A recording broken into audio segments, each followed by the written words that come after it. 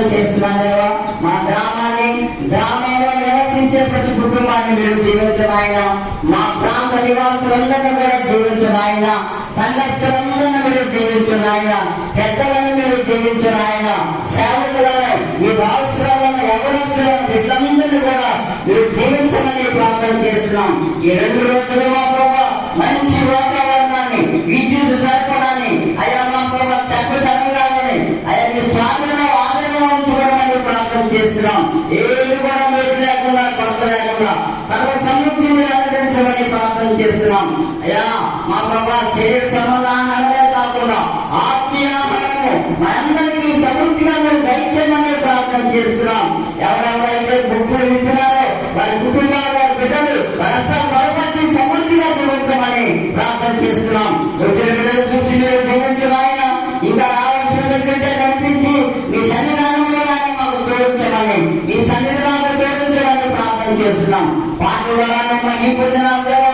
వాక్య పరిచయం సేవకులను, మీ రాసులను అయా నీ బిడ్డలను మీ మరుపు చేసుకొని మా అందరికీ ఆయన దూరం ఉండే బిడ్డలు దగ్గర మీరు తోడుకోవడమని ప్రార్థన చేస్తున్నాం. మంచి వాక్యాలు మీరు బోధించిన ఆయన అయా నీ వాక్యమే హృదయంలో భద్రం చేసుకుని నీ వాక్యాంశాన్ని నడుచుకునే ధన్యత మాకు దయచేయమని ప్రార్థన చేస్తున్నాం. అయా నీ వాక్యము బ్రతికించేది, నీ వాక్యము మా పాపముల జీవితమును వెలుగుతున్నది ఆయన.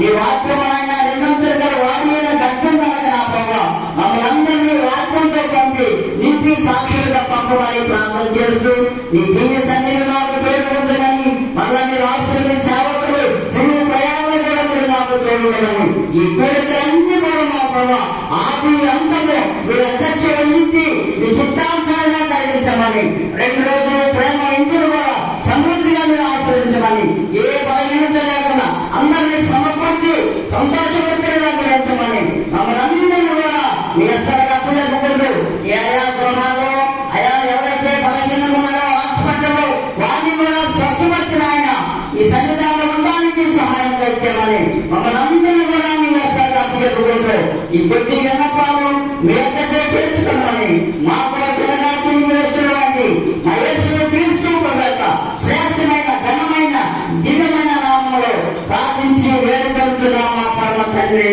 ఆమేన్, ఆమేన్. ఈ యొక్క మొదటి రోజు ప్రారంభపు రోజు మరి మొదటి వర్తమానంగా దేవుని సేవకులు, దేవుని దాసులు మరి వైద్యోత్సవ పంపిణీ గారు మన మధ్యలో ఉన్నారు. ఈ ఒక మధ్యాహ్న కాల సభలో దేవుడి వాక్యాన్ని వారికి అందించబోతున్నారు. అందరూ శ్రద్ధగా విని దేవుడి మాటలు ఆలోచించి దేవుడి యొక్క దీవెన పొందుకోవాలని ప్రేమతో మీకు తెలియజేస్తున్నా. మరి దేవుడి సేవకులు మరి వైద్యోత్సవ గారు ఉన్నారు, వారికి వాక్యాన్ని అప్పచెప్తా ఉన్నాం. రండి.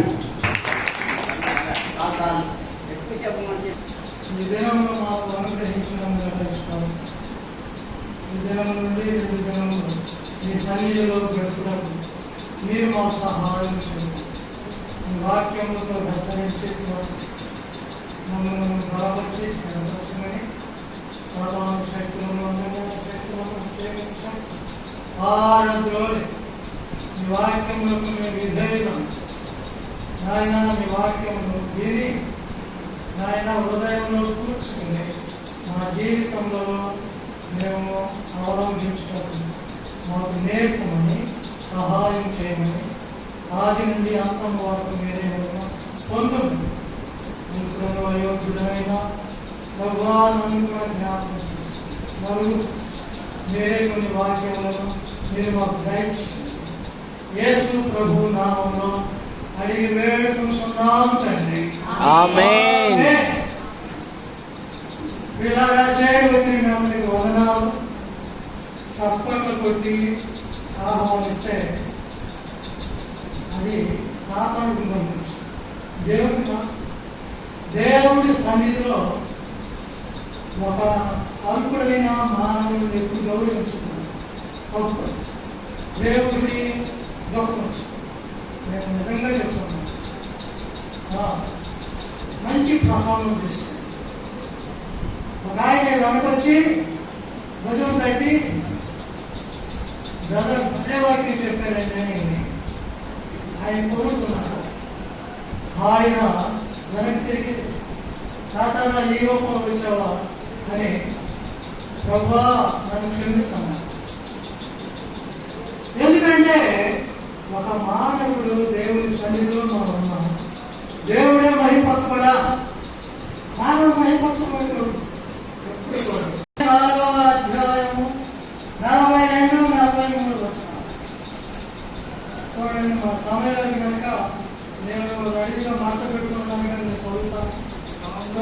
కావున ఏ దినమున మీ ప్రభువు వచ్చునో మీకు తెలియదు కనుక మెలకువగా ఉన్నది. ఏ జామున దొంగ వచ్చునో ఇంటి యజమానుడికి తెలిసి అతడు మెలకువగా ఉండి తన ఇంటికి కన్నము నీయడని వీలేదు. చూడండి ఇంకొక వచ్చిన భాగం. మరి సరే, కొరింథీయులకు రాసిన పత్రిక, మొదటి కొరింథీయులకు రాసిన పత్రిక 16వ అధ్యాయం మరి 13వ వచనం. మెలకువగా ఉండుడి, మెలకువగా ఉండుడి. ఆ తరువాత పేతురు పత్రిక, 1వ పేతురు పత్రిక 4వ అధ్యాయము 7వ వచనం. అయితే అన్నిటి అంతము సమీపంలో ఉన్నది కాగా మీరు స్వస్థ బుద్ధి గల వారై ప్రార్థనలు చేయుటకు మెలకువగా ఉండుడి. మొదటి పేతురు పత్రిక 5వ అధ్యాయము మరియు 8వ వచనం. నిబ్బరమైన బుద్ధి గల వారై మెలకువగా ఉండుడి. ఈ యొక్క వాక్య మెలకువగా ఉండుడి, మెలకువగా ఉండుడి అనేటువంటి మాట మీద మనం కొంతసేపు ధ్యానం చేసుకుంటే మన యొక్క జీవితాలకు ఆధ్యాత్మికంగా మనం బలపడటానికి చాలా మంచిది. మెలకువ అనగానే మనము ఎవరైనా మన మీదకి వస్తుంటే ప్రభు చెప్పాడు కదా, ప్రభు చెప్పినప్పుడు ఆ సమయంలో ప్రభు ఆఖరిసారిగా యెరూషలేము వెళుతున్నారు. అది ఆయనకు ఆఖరి మజిలీ యెరూషలేము. ఇక ప్రభు అప్పగింపబడతాడు, శిలువ వెళ్ళిపోతాడు. ఆ సమయంలో ప్రభు శిష్యులను బలపరుస్తూ మీరు మెలకువగా ఉండండి హెచ్చరించారు. కొరింథీయులకు రాసిన పత్రికలో కొరింథీ సంఘంలో కొట్లాట్లు ఉన్నాయి, అనేక విధాలుగా భిన్నాభిప్రాయాలు ఉన్నాయి. కనుక అక్కడ వారికి మెలకువగా ఉండాలి అనేటువంటి మాట అవసరమై ఉన్నది. పేతురు కాలం వచ్చేస్తాయి. పేతురు గారు ఏం చేశారంటే అన్నిటికీ అంతము సమీపమై ఉన్నాయి. చూడండి, అన్నిటికీ అంతము. ఈ కాలములు సమయములు దేవుని స్వాధీనంలో ఉన్న ఈ లోకాధికారి అయినటువంటి సాతాను తనకున్న కాలము కొంచెమేనని ఎరిగి వాడేం చేస్తాడంటే అందరినీ పట్టుకొని ఈడ్చుకెళ్తా ఉంటాడు. కనుకనే ఆయన ఏం చెప్పాడంటే మరి 4వ అధ్యాయం 7వ వచనంలో అన్నిటికీ అంతము సమీపమై ఉన్నది, మీరు ప్రార్థనలో మెలకువగా ఉన్నారు. అదే పేతురు పత్రిక 5వ అధ్యాయంలో మనం ఏం చూస్తున్నామంటే మీరు నిబ్బరము కలిగి మెలకువగా ఉండాలి. నిబ్బరం చూడండి, నిబ్బరం. విశ్వాసులమైన మనకు మెలకువ చాలా అవసరం, చాలా అవసరమై ఉన్నది. మన శత్రువు ఎంత బలమైనోడో మనకు తెలిసి ఉంటే వాడిని ఏ రీతిగా ఎదుర్కోవాలో మనకు సులువుగా ఉంటుంది. మనకు మిలిటరీ వాళ్ళు ఉంటారు, రక్షణ మన దేశాన్ని కాపాడుతారు. ఎవరైనా శత్రువులు వారు ఏ రీతిగా వచ్చి త్వరపడుతున్నారో వాళ్ళు మెలకువగా ఉంటేనే ఆ శత్రువుని అటాక్ చేస్తారు. ఏ శత్రువు ఏ ప్రమాదకరమైనటువంటి ఆయుధాలతో వస్తున్నాడో ఆయనకు తెలుసుంటే వాళ్ళు అంతకంటే ఇంకా ప్రమాదకరమైనటువంటి ఆయుధాలను ధరించుకొని వాళ్ళు ఆ వెపన్స్ మరి రెడీగా పెట్టుకొని వాళ్ళు శత్రువులను ఒక విద్యార్థి రానున్న ప్రశ్నలు ఏమైతే వస్తాయో తెలిస్తే వాటిని రాసి పరీక్ష రాసి పాస్ అవడానికి సులువుగా కదా. రావుననే మన యొక్క శత్రువు ప్రియమైన వాళ్ళగా మనకంటే బలవంతుడని గుర్తుపెట్టుకోండి. ఎప్పుడైనా మన శత్రువు మనకంటే బలవంతుడు. మరి మన బలహీనులమా? మనము ఎప్పటికీ బలహీనులమా? శరీర రీతిగా ఉన్న మనం బలహీనులమే. కానీ యోహాను సువార్త 10:27-28 ప్రకారం మనము బలవంతుని చేతిలో ఉన్నాం. బలవంతుని చేతిలో ఉన్నాం కనుక మనం భయపడకూడదు. చూడండి, మనం భయపడదు. ఎప్పుడైనా కానీ మన శత్రువుని మనం ఎదుర్కోవాలంటే మన శత్రువు ఎలాంటి వాడు మనం తెలుసుకుని ఉండాలి. మన శత్రువుని తెలుసుకుని ఉండాలి. మన శత్రువుల గురించి నేను మీతో పంచుకోవాలని మరి 22 విధాలైనటువంటి మన శత్రువుని పేరు రాసుకుంటాం. ఇప్పుడు అవన్నీ చెప్తే టైం సరిపోతుంది. మీరు రాసుకున్న బట్టి ఉన్నారు కానీ అవన్నీ కాబట్టి చెప్తే రాసుకోలేరు. ఇదంతా చేయలేకపోయింది. అదే అనుకుంటున్నా. మన శత్రువు పరిశుద్ధ గ్రంథంలో సాతాను అనే పేరు. సాతాను అంటే ఏంటి? విరోధి. సాతాను అంటే ఏదో అనుకుంటాము, అయితే వాడు మనకు విరోధి. పరిశుద్ధ గ్రంథంలో 52 సార్లు సాతాను అనే అపవాది అనే మాట 35 సార్లు రాయబడు.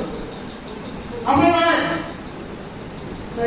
వాయుమండలమైన దేవత గమనిస్తాను. మీరు తర్వాత చేసుకుంటాం. చూడండి, ఈ యోగ సంబంధమైన దేవత మరణం యొక్క బలముగా లోకాధికారి అంధకార సంబంధి మకరము లూసిఫరు ఘట సర్పము మోసపరచువాడు అపల్లోను మరి భయాజకులు బెలియాలు దుష్టుడు శోధకుడు సహోదరుల మీద నేరము మోపవాడు వెలుగుతోట అబద్ధీయుడు అబద్ధములకు జనకుడు నరహంతకుడు శత్రువు గర్జించు శ్రమ. ఇలా 22 పేర్లు ఉన్నాయి. ఈ 22 విధాలైనటువంటి ఆ బలవంతుడు నిన్ను నన్ను ఏ రీతిగా ఎటాక్ చేస్తాడో మనకు తెలియదు. నీ సొంత శరీరంతో నిన్ను ఎటాక్ చేస్తాడు. సొంత ఇంటి వారితో భర్తతో ఎటాక్ చేస్తాడు, భార్యతో ఎటాక్ చేస్తాడు, పిల్లలతో ఎటాక్ చేస్తాడు, బంధువులతో ఎటాక్ చేస్తాడు, ఇరుగు పొరుగు వారితో ఎటాక్ చేస్తాడు. చాలా జాగ్రత్తగా నడకలేకపోతే ఈ రోజున విశ్వాసి, ఓ ప్రియమైన వాడు, విశ్వాసి ఏమైపోతాడు? నష్టపోతాం.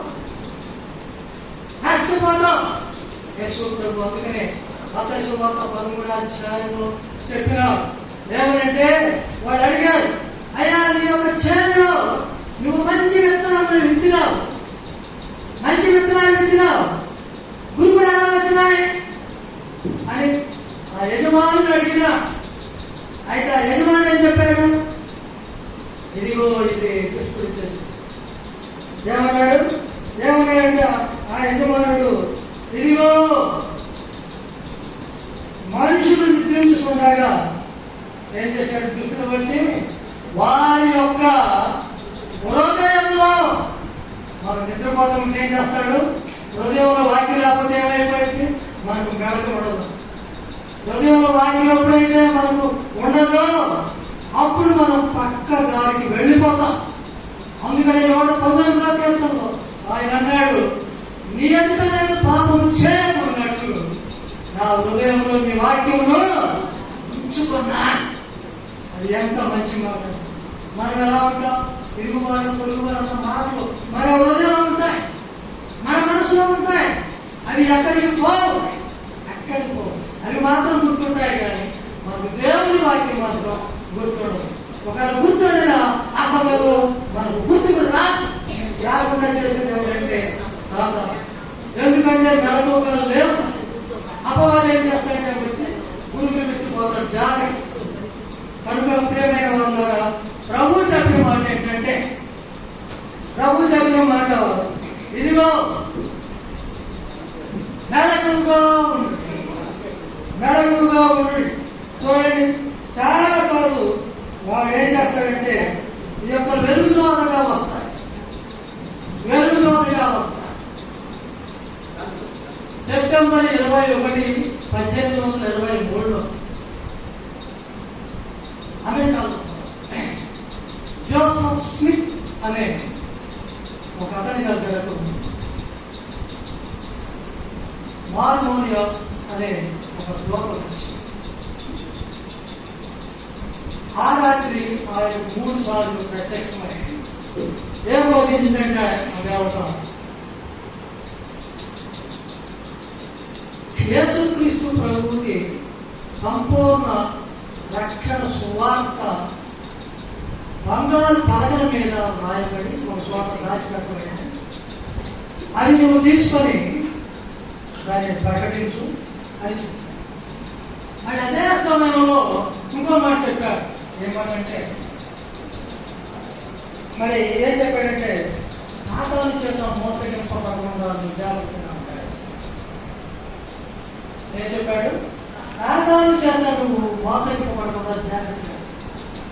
ఈ మాటలో 3 సార్లు అదే పనిగా ఆ ప్రత్యక్షమైన మార్గం అనే జవాబు ఉంటాడు. మళ్ళీ ఇంకో మాట జోసెఫ్ స్మిత్ ఏం చేశాడంటే, ఏం చెప్పాడంటే ఒకసారి నాకు తండ్రి అయిన దేవుడు, ఇంకొక మారు కుమారుడైన దేవుడు శరీర రీతిగా ప్రత్యక్షమై నా దగ్గరకు వచ్చి మేము నిన్ను వాడుకోబోతున్నాం, నువ్వు మాకు సేవకుడిగా నువ్వు సేవ చేయాలి అని చెప్పాడు అని ఆయన చెప్పాడు. మొన్న సెప్టెంబర్ 21, గత సంవత్సరం సెప్టెంబర్ 21 మరి సెప్టెంబర్ నెలలో 200 సంవత్సరాలు పూర్తయిపోయినాయి. వాడు బాగా పండుగ చేసుకున్నారు. అదే మార్మోనియా చర్చ్.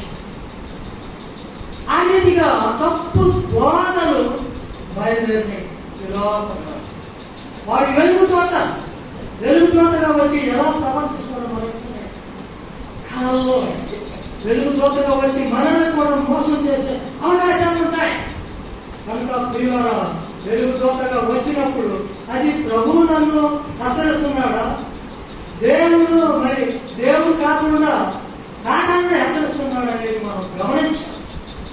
ఆ యొక్క జోసెఫ్ స్మిత్ అనే ఆయన 200 సంవత్సరాల నుంచి దాదాపుగా 2 కోట్ల పైనే విశ్వాసులైన వారిని ప్రక్క త్రోవ పట్టించి అన్యాయానికి బోధిస్తున్నారు.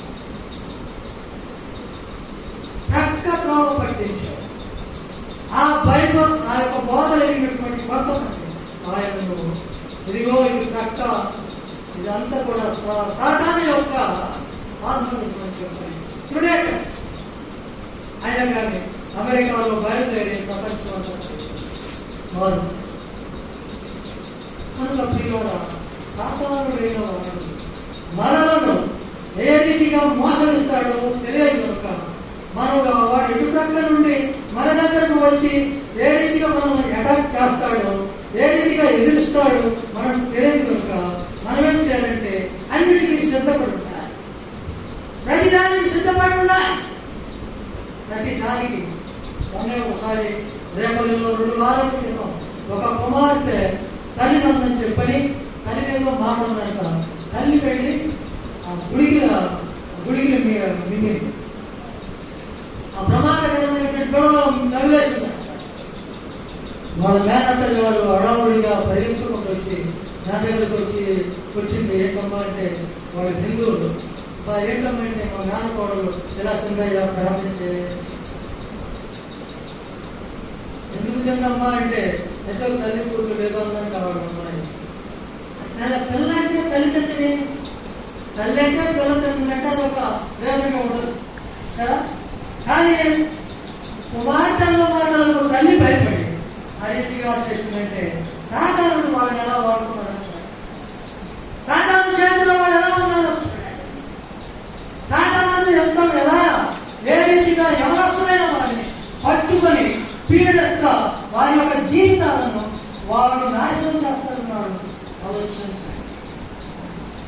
ఆ రీతిగా ప్రియమైన వాళ్ళ మనం కూడా చాలా మరి జాగ్రత్తగా లేకపోతే మనకి మెడలో లేకపోతే మనం నష్టపోతాం.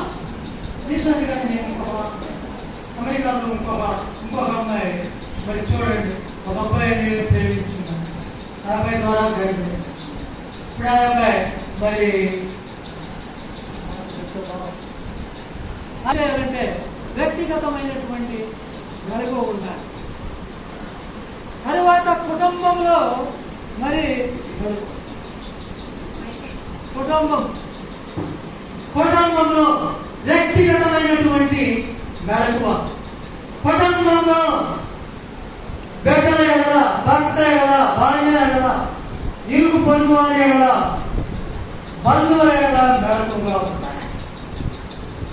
చూడండి, మెళకువగా ఉండాలి. అదే సమయంలో సంఘములో మెళకువగా ఉన్నాయి. సంఘంలో కూడా మెళకువ లేకపోతే నేను పొగిడేవాడు ఉంటారు, నేను ద్వేషించేవాడు ఉంటారు. నేను మెచ్చుకునేవాడు ఉన్నప్పుడు మనం సంతోషిస్తాము, మనం ద్వేషించేవాడు ఉన్నప్పుడు మన హృదయాలు సంకుచితమైపోయి మన హృదయాలు ఇదైపోతాయి, చాలా బాధపడతాయి. అది ఆ బాధ పెట్టేది ఎవరైతే సాతానుడే. కనుక మెళకువ లేకపోతే విశ్వాసం పడిపోతాయి. కనుక ప్రియమైన వాళ్ళారా, మెళకువ ఉన్నది. సంఘంలో ఒక మంచి సాక్షిగా ఉన్నది. సంఘం వెలుపటి వారి ఎడల కూడా మంచి సాక్ష్యాన్ని మనం ప్రియమైన వాళ్ళని మనం చూస్తే మరి ఏ రీతిగా చూడండి, ప్రియమైన వాళ్ళరా పావుగడ్డ అయిపోయింది కదా, ఇంకా పావుతుందా? అంతే కదా, అంతే. ఇంకా 6 నిమిషాలు ఉన్నాయి. చూడండి ప్రియమైన వాళ్ళు, నేను కొన్ని విషయాలు చెప్తాను. పాత నిబంధనలోకి పెడితే సమూయేలు 2:12 మనం చూస్తామంటే ఏలీ కుమారులు దుర్మార్గులై ఉన్నారు. ఏ విషయంలో దుర్మార్గులయ్యారు? శరీరానుసారం అయిపోయారు. ఏలీ అలాంటి వాడు ఒక మంచి ఆయన ఇశ్రాయేలులను నడిపించిన వాడే. ఎవరి కాలంలో ఏలీ మంచి ఇశ్రాయేలులకు ఆయన ఇశ్రాయేలు నడిపించిన వ్యక్తి. ఈనాటి కాలంలో చెప్పుకోవాలంటే మంచి పాస్టర్ గారు. యెరూషలేము దేవాలయంలో ఆయన అక్కడ ఆ దేవాలయం కట్టబడలేదు కానప్పుడు ఇశ్రాయేలు నడిపించిన వాడు. అయితే ఆయన కుమారులు దుర్మార్గులైపోయారు. చూసారా, దుర్మార్గులైపోయారు. చూడండి, సమూయేలు గ్రంథం మనం చూస్తే మరి 8వ అధ్యాయం 3వ అధ్యాయం వచనం చూస్తే సమూయేలు కుమారులు ఏమైపోయారు? ధనాపేక్ష. ఎవరు వాళ్ళు? దేవుని ఎరిగిన కుటుంబాల్లో ఉన్న పిల్లలే. నాడు అన్య జనాంగుల కంటే క్రైస్తవులమైన మన కుటుంబాలలోనే దేవుని నామమునకు అవమానం ఎక్కువగా కలుగుతుంది. కారణం ఏంటంటే తల్లిదండ్రులమైన మనం పిల్లల పెంపకంలో దేవుని భయం లేక, దేవుని యొక్క మాటలు పసి హృదయాలలో లేకపోయినప్పుడు చాలా వారి తర్వాత ప్రేమైన వారు దావీదు కుటుంబంలో దావీదు బలాఢ్యుడే. దావీదు గొప్ప బలాఢ్యుడు. సింహాన్ని ఎదిరించి చీల్చిన వాడు దావీదు. గొల్లియాతును వడిసెల రాయితో చంపిన వాడు. అంటే ఆ బలం అతనికి కాదు, కానీ దేవుడే. కానీ తరువాత కుటుంబం ఏర్పడిన తరువాత, రాజైన తరువాత కుటుంబమును ఆయన ఆ బిడ్డలను ఏం చేశాడంటే పట్టించుకోనట్టు మనకు కరమే. అయితే ఆ కుటుంబంలో ఏమైందంటే ఆ కుటుంబంలో కలతలు ఏర్పడినాయి. సమాధానం లేదు, శాంతి లేదు, సంతోషం లేదు, ఆనందం లేదు. దాని యొక్క జీవితము చివరిలో చాలా విచారణ. సొలొమోను ఎంత జ్ఞాని, చివరి దినాలలో విచారకరమైన జీవితం.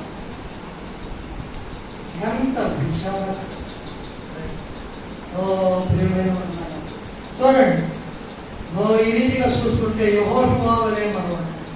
యెహోషువ 24 ఆయన అంటాడు, నేను నా ఇంటి వారును యెహోవాను. ఎంత మంచి మాట! ఆ కాలంలో ఈ కాలంలోనైనా ఆ మాటను మన జీవితాలలో, మన కుటుంబాలలో మనము నిజంగా ఆ మాట నిజముగా నిజమైనటువంటి పెదవులతో మనం ఉత్తరించితే మనకెంత ఆశీర్వాదకరం ఆలోచించేయాలి. ఎంత ఎంత మరి ఎంత ఆశీర్వాదకరం మన పెదవులు. లేదు నా ఇంటి వారు. యెహోషువ అదే పద్ధతిలో నడిచాడు. యెహోషువ 1వ అధ్యాయం ఆయన చివరి దినం వరకు మరి తప్పిపోకుండా దేవుడు మీద ఆధారపడ్డాడు. దేవుడు మాట చెప్పాడు, నేను నిన్ను విడువను ఎడబాయ్ అనే వాగ్దానం ఆయన యెహోషువ తన జీవితంలో దేవుని ద్వారా నెరవేర్చుకుంటాడు.